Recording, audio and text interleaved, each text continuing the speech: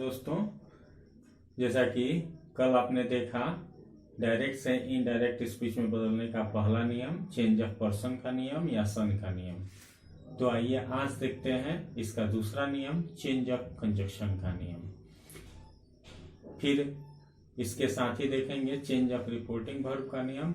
और ये दोनों नियम आप अच्छी तरह से देखेंगे, समझेंगे, क्योंकि ये आपको किताब में कहीं नहीं मिलेगा, किसी किताब में नहीं दिया है और ये इस चैप्टर के लिए बहुत जरूरी है।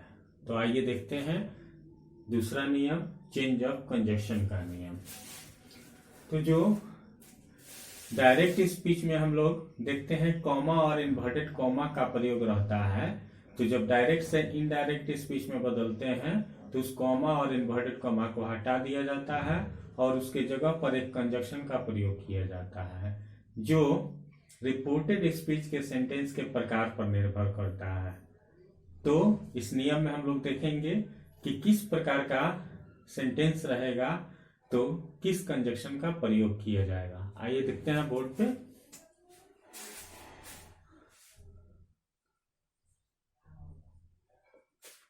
डायरेक्ट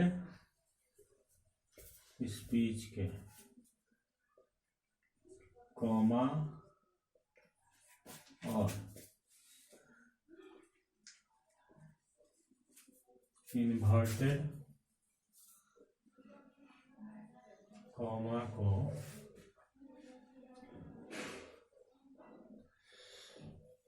इनडायरेक्ट स्पीच में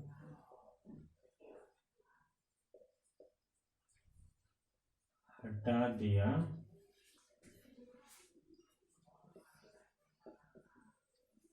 जाता है और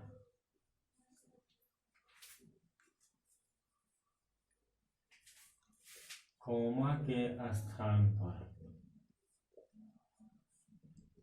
एक कंजक्शन का प्रयोग किया जाता है जो आरएस मतलब रिपोर्टेड स्पीच के सेंटेंस के प्रकार पर निर्भर करता है।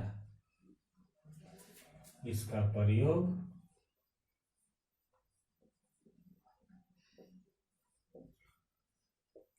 निम्नलिखित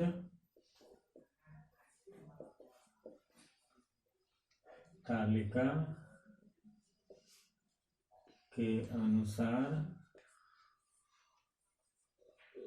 किया जा सकता है। आइए देखते हैं ये टेबल क्या होगा।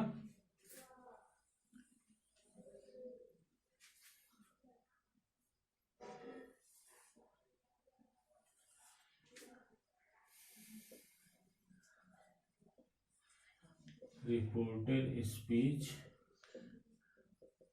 का सेंटेंस का प्रकार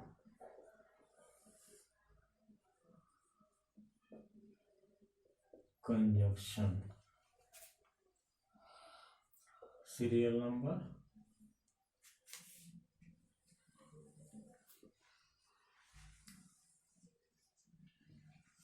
तो पहला प्रकार है असर्टिव सेंटेंस। इसके लिए डेट कंजक्शन का प्रयोग करते हैं। दूसरा है इंट्रोगेटिव सेंटेंस। इसमें दो तरह का क्वेश्चन होता है। एक होगा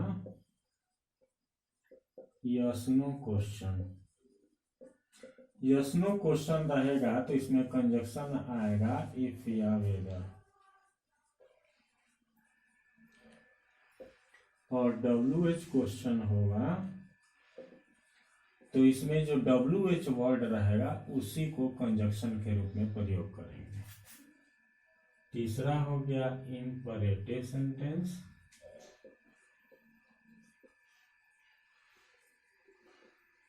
इसके लिए कंजक्शन का प्रयोग करेंगे टू। चौथा हो गया ऑप्टेटिव सेंटेंस। इसके लिए कंजक्शन का प्रयोग करेंगे दैट। और लास्ट हो गया पांचवा हो गया एक्सक्लेमेटरी।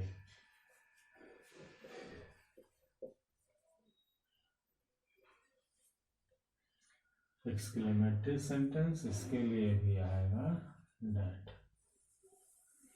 तो ये है आपका टेबल डायरेक्ट से इनडायरेक्ट स्पीच में बदलने का दूसरा नियम। यहां हम लोगों ने देखा कि रिपोर्टेड स्पीच का सेंटेंस का प्रकार होगा यदि असर्टिव सेंटेंस तो कॉमा को हटाएंगे, डेट कंजक्शन का प्रयोग करेंगे। अगर इंट्रोगेटिव होगा, इंट्रोगेटिव में यस नो क्वेश्चन होगा। यस नो क्वेश्चन किसको कहते हैं? जैसे लिखा हो आर यू रेडी, क्या आप तैयार हैं?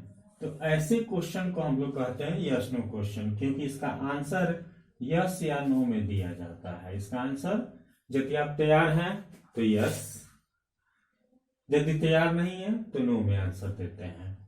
तो इसीलिए इसका नाम है यस नो क्वेश्चन। ऐसा क्वेश्चन रहेगा तो इफ या वेदर का प्रयोग होगा। और यदि WH क्वेश्चन रहेगा, इसी क्वेश्चन को पूछा जाए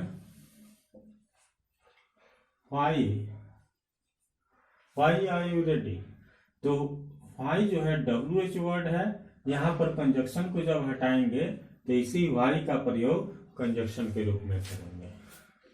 तीसरा है इंपरेटिव सेंटेंस, तो इसके लिए टू को कंजक्शन के रूप में यूज करेंगे। चौथा है ऑप्टेटिव सेंटेंस, इसके लिए डेट का प्रयोग होता है। और पांचवा है एक्सक्लेमेटरी सेंटेंस, इसके लिए भी डेट का प्रयोग होता है। तो ये है नियम नंबर 2।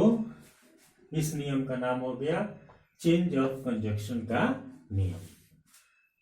तो इस नियम का प्रयोग कब करते हैं कि डायरेक्ट स्पीच में जो कॉमा रहता है और इन्वर्टेड कॉमा रहता है, इन दोनों को इनडायरेक्ट स्पीच में हटा देते हैं और कॉमा के स्थान पर एक कंजक्शन का प्रयोग करते हैं जो रिपोर्टेड स्पीच के सेंटेंस के प्रकार पर निर्भर करता है।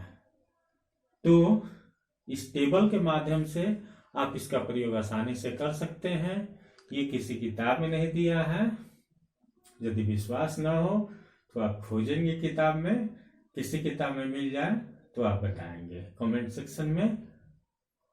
यदि ये वीडियो आपको अच्छा लगा हो, यदि ये टॉपिक आपको समझ में आए तो इस वीडियो को जरूर सब्सक्राइब करेंगे, लाइक करेंगे और शेयर करेंगे।